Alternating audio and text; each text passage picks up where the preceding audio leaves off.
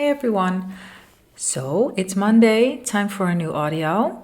Today I will combine two things, Cybernetics and Neville. So first I will read you a part from Cybernetics and then some things from the 1948 classroom lessons from Neville. Okay. Cybernetics. Stop letting things push you around. The best cure I have found for this sort of thing is to use unhappiness's own weapon, self-esteem. Have you ever been to a TV show and seen the master of ceremonies manipulate the audience? I asked the patient. He brings out a sign that says applause, and everyone applauds. He brings out another that says laughter, and everyone laughs. They act like sheep, as if they were slaves, and meekly react as they are told to react. You're acting the same way. You're letting outward events and other people dictate to you how you shall feel and how you shall react. You're acting as an obedient slave and obeying promptly when some event or circumstance signals to you, be angry, get upset, or now's the time to feel unhappy. Learning the happiness habit, you become a master instead of a slave. Or, as Robert Louis Stevenson said, the habit of being happy enables one to be freed from the domination of outward conditions. As I said before in my other audios, is that Dr. Maxwell Maltz has more of a rational approach to life than Neville has. And I like Neville's teachings more. Or actually, they're different.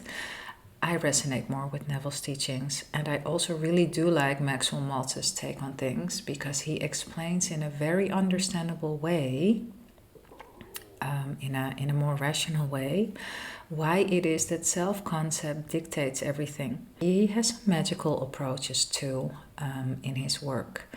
I recommend you read the book Cybernetics. Do it with the knowledge of what Neville teaches and Seth teaches in the back of your mind though. In a second I will go over to Neville. What I would like to point out here is from I just read. They act like sheep as if they were slaves and meekly react as they are told to react. As you know, Neville says that there are no others and that no one has free will in your version of reality. This is really important to understand.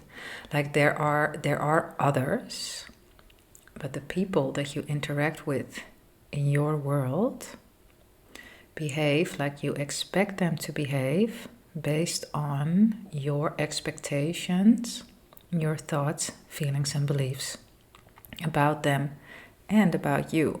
Everything is connected. You cannot see your self-image, your concept of self, as standing apart from how you think and feel about other people. All of that is connected. Okay, so let's go into the classroom lessons of Neville that I wanted to read for you.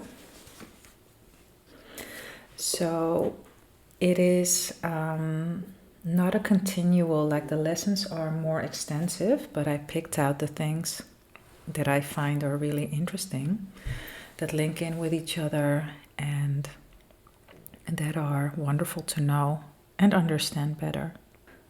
Let no man tell you that you should not have it. What you feel that you have, you will have. And I promise you this much.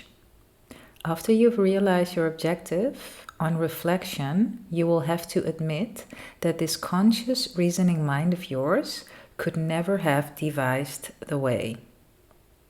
You are that and have that which this very moment you appropriated.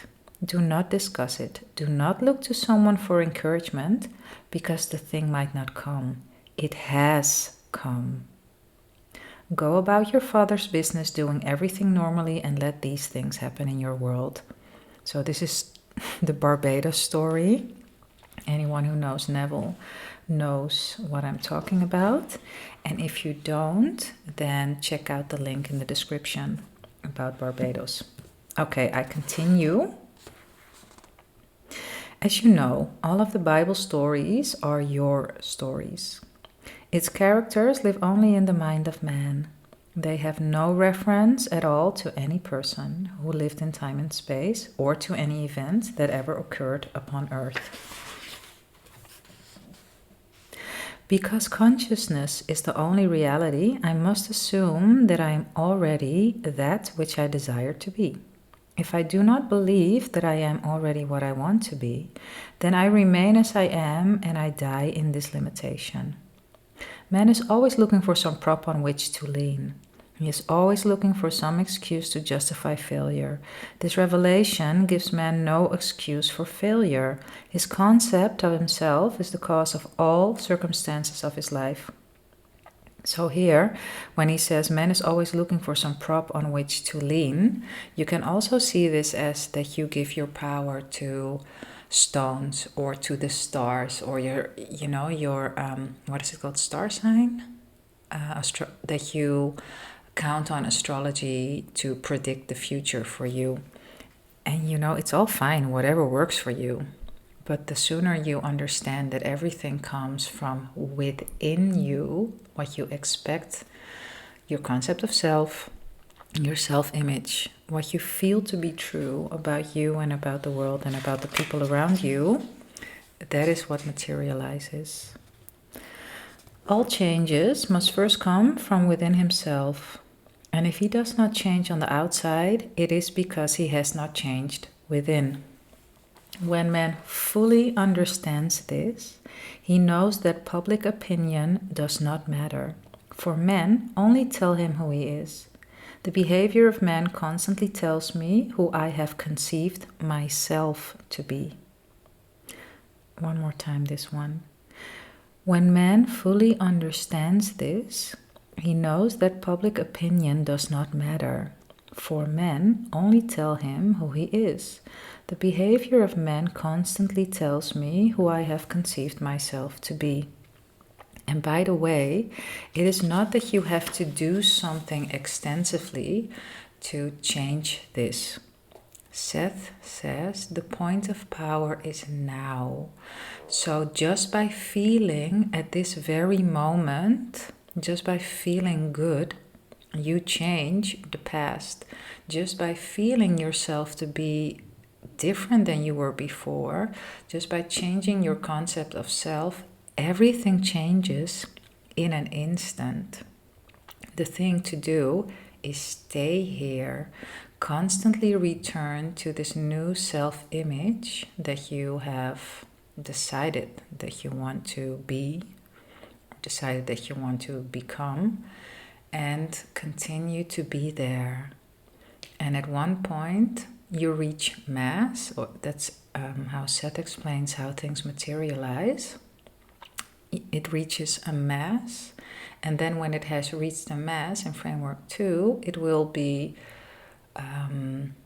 materialized in framework 1. So, heretofore I thought I could change others through effort. Now I know I cannot change others unless I first change myself. To change another within my world, I must first change my concept of that other. And to do it best, I change my concept of self. For it was the concept I held of self that made me see others as I did. Instead of trying to change others through argument and force, let me but ascend in consciousness to a higher level, and I will automatically change others by changing self. This is also what Dr. Maxwell Maltz says. Don't force things with will. Things happen automatically when you change your self-image. He gives the example, for instance, for someone that wants to lose weight and does this by doing things as exercising more, eating less, and all this stuff.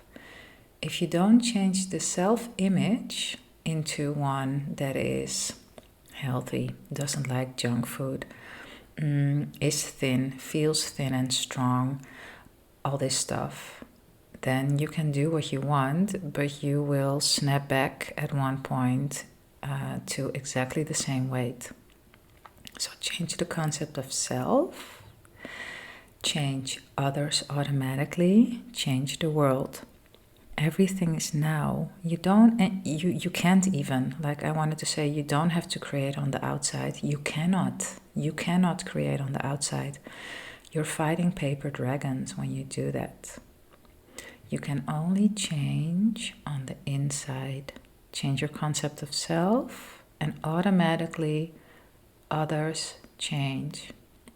You have the power in your version of reality. Everyone has their own little bubble, well, multiple bubbles. It's mind-blowing. I don't even want to try to understand how it works. Like, I don't care how it works. I just care how the law works. And I trust the law. And I go within. I do all of my work within. And I see everything outside of me change. One more thing before I go. What I find fun to do, like I'm hyper aware of everything that's going on around me. And the thing is, I am constantly communicating with myself, like my higher self, or however you want to call it, is constantly giving me signs and letting me know with those signs where I am focused, where I am with regards to my desires. If they are about to pop into 3D, or if I'm far away, and I can constantly course correct based on the information that I get from myself. So have fun. Just have fun with being aware. Appreciate where you are now, and also use the power that you have. And the power that you have is imagination. It is your feelings. It is your knowledge about the law. Inform yourself and have fun. Most of all, just have a lot of fun. Okay, much love. I trust that this was helpful for you in some way. Yeah, see you next week, or maybe I will post some more things this week. We'll see. Ciao.